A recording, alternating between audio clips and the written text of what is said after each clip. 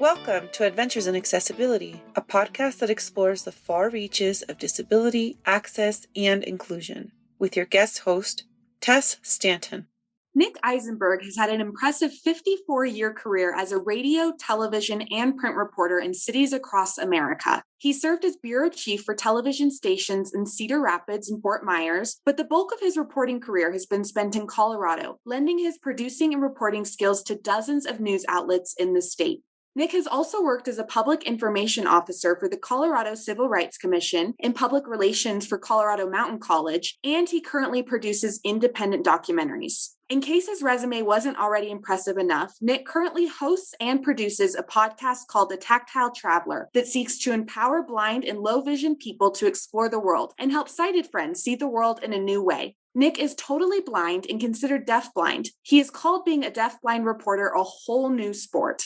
Hi, Nick. Thank you so much for being our podcast guest today. We're so pleased to have you. So for our listeners that might not be familiar with you or your story, please tell us about yourself. I'm a reporter. Voc Rehab made me a reporter a long time ago. And I've been a reporter for about 54 years. And I am considered deaf-blind. I'm totally blind and have a severe hearing loss in addition to that. And I have produced the radio program and podcast, The Tactile Traveler. Interesting. Yeah, I want to talk more about the Tactile Traveler on this podcast because I think it's such a fascinating show that you host and produce. I also wanted to ask you, I read that you were the second most premature baby to live when you were born in 1942. Is that true? And tell me a little bit about that. Yeah, okay. I'll have to tell you how I found out. They just started using incubators in hospitals in 1942. I was born in June, so that wasn't that long into 1942. Up till then, incubators were only used in freak shows, like at Coney Island. Come see the little bitty babies. So I was 90 days premature. I weighed 2 pounds, 11 3/4 ounces, huge compared to a lot of my friends. And I was in an incubator for 10 weeks. And they didn't know anything about air pressure would cause kids to go blind. And so they just pumped it up, I guess, as much as they could. And immediately destroyed my right eye and messed up my left eye. So I could see, and I was driving until about 10 years ago. And then surgeon managed to mess up the rest of it, and the problems were caused by being in an incubator. And so I had 3 cornea transplants and rejected them all, and ultimately had my second eye removed 4 years ago. Now, the way I found out I was the second most premature baby, when I was a kid, I don't know, 7, 8, 10 or something, I went to the emergency room at Ellis Hospital in Schenectady, New York, where I was born. And they said, "What's your name?" And I said, "My legal name's Neil Isenberg." And they said, "You're pretty famous around here. You were the second most premature baby in the world to live. We were all rooting for you." And just to make it a little more colorful, the doctor walked up to my mother and said, "Give him a name so you can bury him." Wow. So you were kind of a celebrity in the hospital where you were born and you didn't even know it. Yeah, I don't even know if my parents knew it. They were too busy trying to keep me alive. And I know my father had to drive, I guess it was 30 miles each way down, I think they were dirt roads then, to get goat milk, which the hospital didn't have to feed me while I was in the hospital. And I was in the incubator for 10 weeks. Wow. So how did being blind or partially blind growing up, how did that impact your life as a young person and then transitioning into your career? Well, I had retrolental fibroplasia. It's now called premature retinopathy, and there's a way your eye looks if you have that. And mine was pretty deformed, I guess would be the term. Sometimes there were mothers that wouldn't let me play with their kids. When I was in high school, there were girls that wouldn't go out with me because of my eye, or there were girls that would go out with me but wouldn't kiss me. That's all traumatic stuff when you're a little kid or a high school student. My right eye, the one that looked unusual, was removed my first quarter in college, 1961. So how has being blind and considered deafblind impacted the way you've navigated your career as a reporter and also as a producer of both independent documentaries and a podcast? Well, okay, until I was going blind, I was a TV reporter and photographer, and, I was a pretty good photographer. When I started going blind, I hardly did any stories for about 3 years when I was going through the process of going blind. When I finally reached a point where Zoom text wouldn't help me, I limited things I could do. And then I became a student at the Colorado Center for the Blind. And that was the most amazing place. And when I was there, I kept hearing over and over and over again from people. After I went blind or started losing my vision, I didn't leave my apartment for 10 years or 20 years. And so when I got out of the Colorado Center for the Blind, I had to figure out what I was going to do. I still had some not useful vision. I could see light, but it was confusing. And I had my second eye removed after that. And I had to figure out what could I do as a blind reporter. And there were, what a reporter does is talk about what they're seeing. Even if it's a bureaucratic thing, like a city council meeting, they'll talk about how many people were there, and, if there were empty seats or standing room only and stuff like that. And I couldn't do that. And I was trying to think, God, what can I do? And I thought, well, maybe I could be a travel reporter. I've done lots of travel stories. I've been to all 7 continents. I've been to Antarctica twice. I've been to Mount Everest, all these things. But then I said I'd have the same problem. I couldn't talk about what I was seeing. But then I realized I could be a travel reporter for blind people because no one has really ever done that. So then I realized I could have a radio program and call it the Tactile Traveler. And immediately things fell into place. This is what I do, this, and this. What I would do is help identify and even create experiences, travel experiences, that are more meaningful for blind people and visually impaired, and to help our sighted friends understand what we're going through. And so I came up with the idea of the Tactile Traveler. And I needed a production room to produce the show. So I called Aspen Public Radio, and they said no. And they said, why don't you call KD&K and ask them? KD&K is Community Access Radio in Carbondale, which is about 10 miles from my home here in Clement Springs. Raleigh Burley happened to answer the phone, and he was program director. And I wanted to say, how can I use your production room? And I said, I have this radio concept for a program called the Tactile Traveler, empowering blind and low vision people to explore the world and helping the sighted. And before I could say people see the world in a new way, he said, we'll run it. So I've never sold anything that easily before. And I also was doing it for the Audio Information Network, and they had no production facilities, which is why I started looking for production facilities in the first place. So it became a radio show on KD&K, and it was also a podcast. And that's how we started, and that's kind of how I started dealing with being a blind reporter. One of the things that's interesting, I went out to do my first story. It was on a tourist trolley in Denver called the Denver Trolley. And it was really noisy. And all of a sudden, I realized I didn't know where to aim the microphone. And I couldn't tell when I was recording and not recording. And I got back to Denver and found out that I wasn't recording when I thought I was, and I was recording when I thought I wasn't. So instead of getting my interview, I was getting all kinds of noise and microphone and figuring out and all this kind of stuff. Also couldn't figure out when the recorder was recording or not recording. And I had to figure out how to deal with this. And so what I did, I have a gadget I wear around my neck. It's part of my hearing aid called a Palm Pilot. That's a brand. It's a remote control for my hearing aids.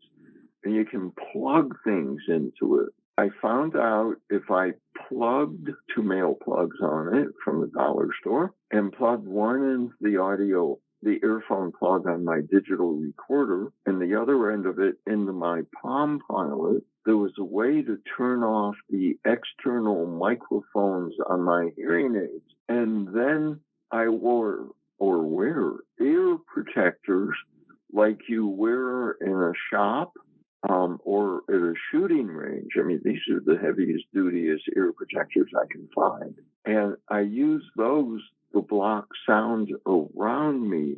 And then I can hear the beeps on my digital recorder. It beeps once for recording and twice for standby. So I know when I'm recording and not recording. And so I had to deal with all this stuff, but it works. And what other examples of assistive technology do you use on a daily basis? Well, I use JAWS on my computer.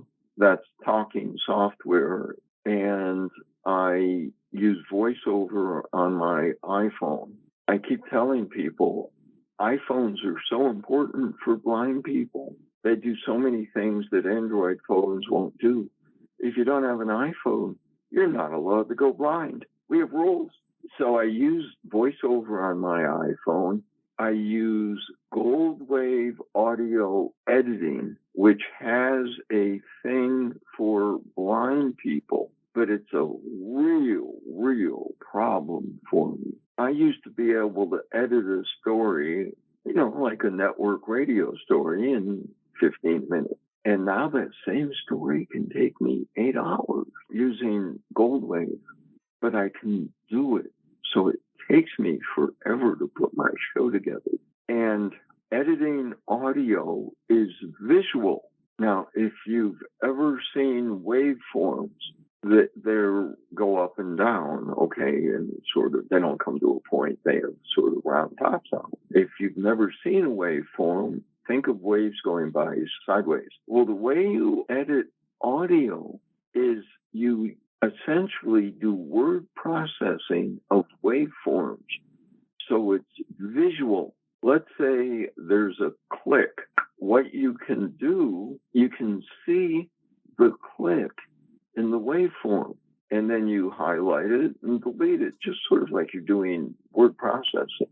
Well, I can't see these things. So I have to do all this stuff without being able to see it. And the hardest thing for me is adjusting audio levels, because you adjust audio levels by watching dials or lights that do the same thing. That you get more lights when it's louder, and if you get too many lights, you're distorting and your volume's too low and stuff. And I can't see the wave files. And getting the show balanced is a nightmare for me. And right now, I was using Be My Eyes, which is the service where you use the camera on your phone and a volunteer somewhere in the world solves your problem for you. They can use the camera and say, oh, you're wearing a blue shirt, or here are the directions on how to cook that, or whatever it is. And I was trying to get my audio exactly the right length for the Audio Information Network, and I couldn't do it. So I went on Be My Eyes, and this lady answered in Hawaii, and she's saying, well, move your cursor a smidge to the left or this to the right. And we're doing this for like an hour and a half, and I couldn't hit the bullseye. And she said, I have audio software. I can do it. Send it to me. And she did it in 2 seconds. And then she volunteered to help me with the show. After I produced the show, she's been mixing the theme music with it and balancing the audio and taking out some of these really difficult clicks and stuff for me. Her name's Haley Romero, and I just really appreciate what she's doing for me. That's great. And I want to know, what kind of responses have you received to the show, The Tactile Traveler? The very first show was named, it's on KDNK in Carbondale, Colorado, which is a small market or medium market. It was named the best small and medium market community service radio program by Colorado Broadcasters Association. And it was named the best small market podcast for Colorado, Utah, Arizona, Wyoming, and New Mexico. And if you know what the James Holman Prize was, I was a semifinalist for that too. And people really seem to appreciate it. And it's starting to finally really grow an audience. And what kind of stories have you done on this show that you can't hear anywhere else? Most of my stories you can't hear anywhere else.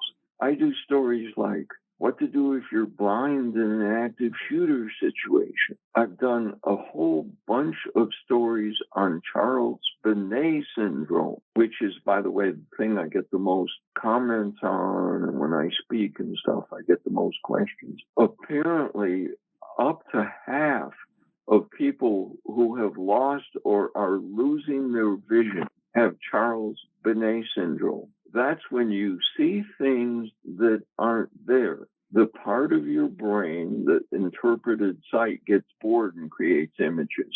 And since doctors don't tell you it's likely to happen or may happen, I've seen people walk in my room and I say hello, and their faces melt and they disappear. But people get really terrifying things, and they're afraid to say anything to anybody because people are going to think they're going crazy. And after they find out it's a normal part of going blind, it just takes all the stress away. So I've done stories on that. I've done stories after George Floyd was murdered on what to do if you accidentally end up in the middle of a demonstration or riot you don't want to be in.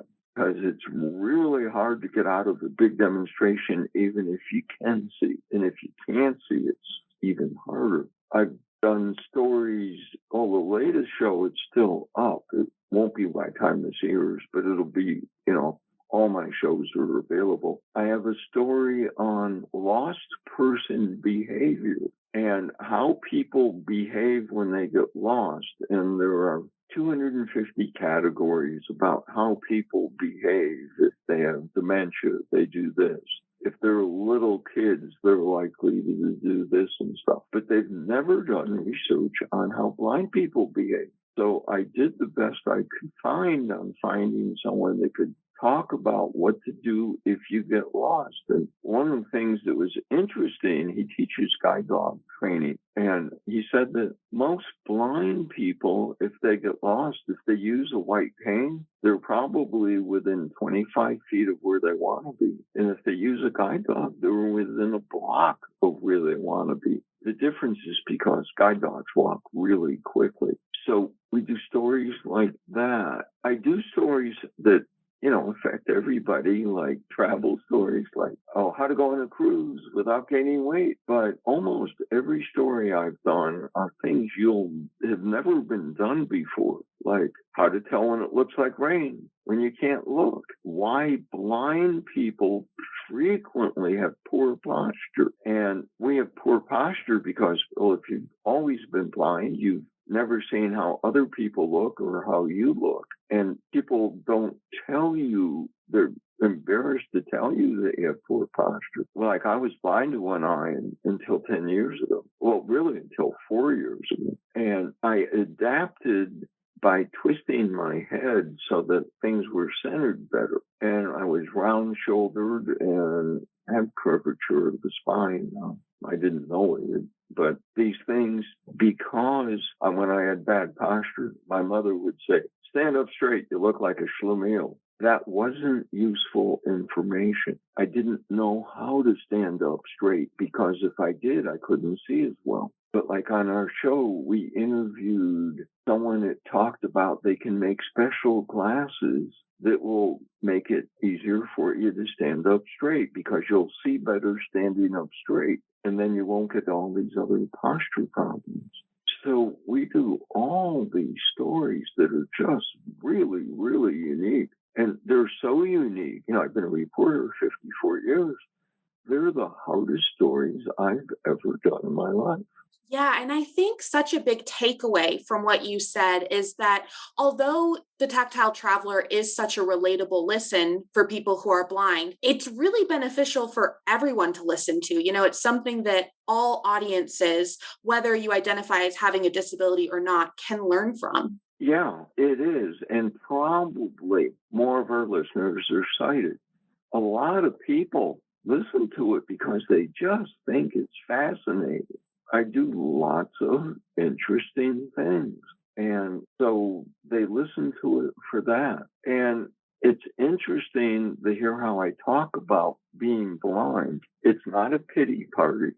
This is what you do. You go on. And this is how we experience things.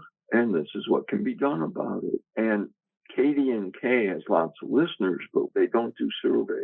So we don't know how many people listen to the show on KDNK. But on my podcast, we know that 97% of my listeners, last time I checked, were in the United States. 3% were in foreign countries. And online, 65% of my listeners are women. That's great. I do want to just be able to give you the final word and ask, is there anything else you want our listeners to know?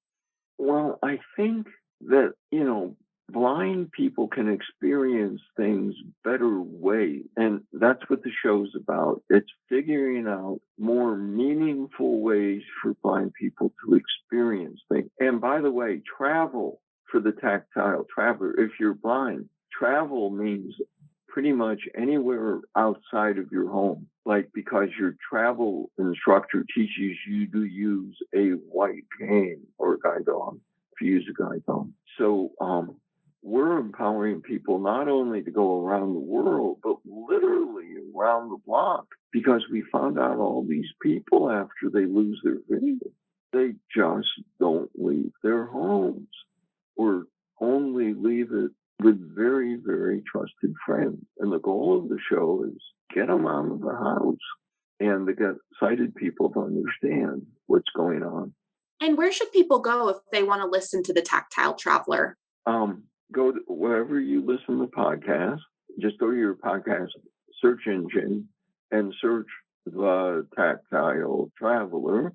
And if you don't listen to podcasts, just Google the Tactile Traveler, and you'll get KDNK's webpage, which has a Tactile Traveler page, and you'll get linked to that and all the previous shows. Also, we have transcripts of the shows for our blind listeners, so they can just Google the Tactile Traveler and they should show up. And a new show comes out the first Tuesday of the month, and a new podcast comes out that day also. That's great. Well, Nick, that is all I have for you today, but I wanted to thank you so much for your time and coming on our podcast. Again, for all the listeners out there, you can listen to the Tactile Traveler anywhere where you get your podcasts. And again, we thank you so much for your time today, Nick.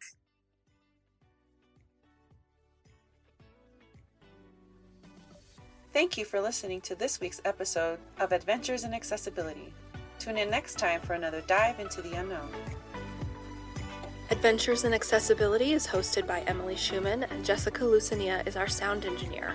This podcast is a project of the Rocky Mountain ADA Center and is funded under a grant from the National Institute on Disability, Independent Living, and Rehabilitation Research. Grant number 90DPAD0009-01-00. This production is intended solely for entertainment and informal guidance and should not be considered legal advice. The opinions expressed by guests are not necessarily held or endorsed by the Rocky Mountain ADA Center.